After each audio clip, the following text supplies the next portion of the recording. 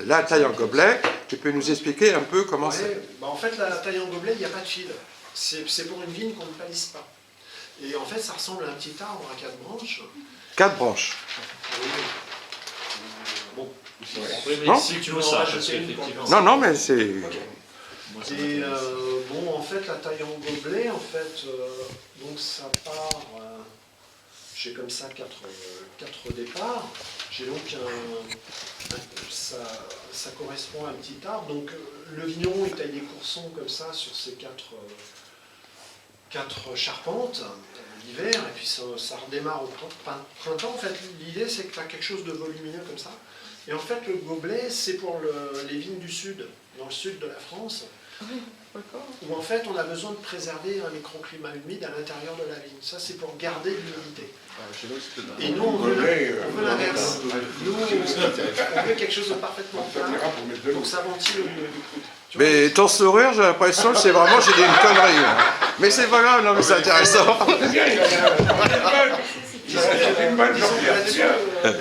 Et surtout qu'il y a un moment que tu voulais la mettre. Non, en fait, l'idée de cette taille en gobelet, c'était pour donner, mais ça peut se faire que sur peut-être 3 ou 4 rangées, c'est uniquement parce que pour pouvoir donner davantage de vie à l'association, c'est de faire entrer des visiteurs. Ici, il y a quand même 80 000 personnes qui visitent Gerberoy. Donc, il y a quand même un potentiel énorme maintenant pour la vigne. Et l'histoire, j'avais proposé ça parce que c'est un petit clin d'œil au Moyen-Âge. Parce qu'au Moyen-Âge, c'était comme ça, en fait. Alors non, en réalité, c'était la vigne en échalas.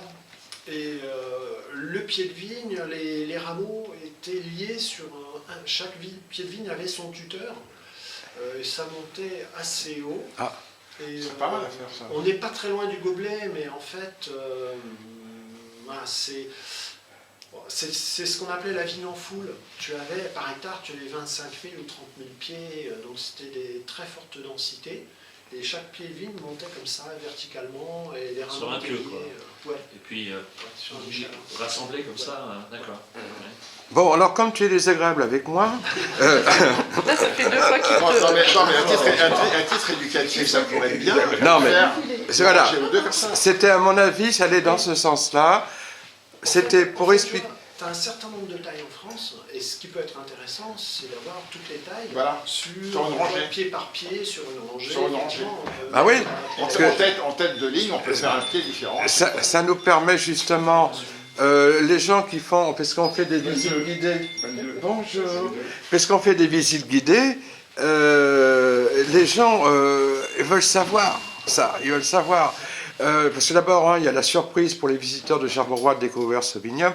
Alors, tu peux passer, ma chérie, ça serait pas mal de faire ça. Ouais. En fait, ma chère est ton épouse. Allez. Alors donc, si tu veux, pour terminer, c'est un plus pour nous.